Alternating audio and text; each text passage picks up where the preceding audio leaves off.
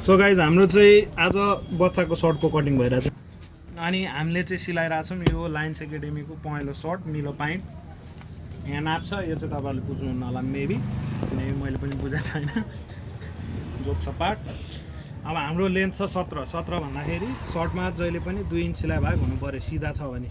तपाईँको गोलो फोल्डिङ छ भने मतलब भएन 1 इन्च मात्र भए पुग्छ नत्र 2 इन्च चाहिन्छ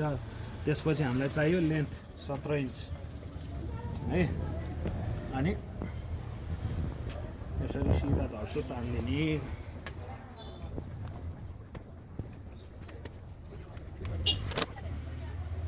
त्यसपछि हाम्रो कुन छ 11 भनेपछि बच्चालाई जहिले पनि अगाडि यो सर्टमा 1.5 इन्च फोल्ड भएको चाहिन्छ पट्टीको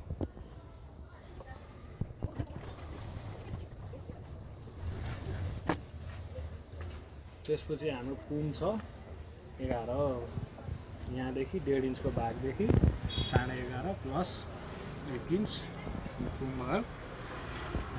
6 इन्च राख्दा हुन्छ सानो बच्चाको ठुलो कुन राखेछ अनि अर्को तल जाने छातीको 4 भाग 24 को 4 भाग कति हुन्छ तपाईँहरूलाई त्यसरी काउन्ट गर्न सजिलो लाग्दैन क्याल्कुलेटर छैन भने 24 को 2 भाग भयो 12 यसरी अनि 12 को 2 भाग भयो 6 यसरी यो 4 भाग ठ्याक्क भयो यहाँबाट 6 इन्चमा जाने चिनो लाउने अनि बच्चाहरूको चाहिँ सेन्टरमा हुन्छ 3 मा हुन्छ यो 3 मा हुने भयो अनि हामीले छाती नापे चाहिँ 24 को हुने भयो 6 दुना 12 4 भागले मल्टिप्लाई गर्ने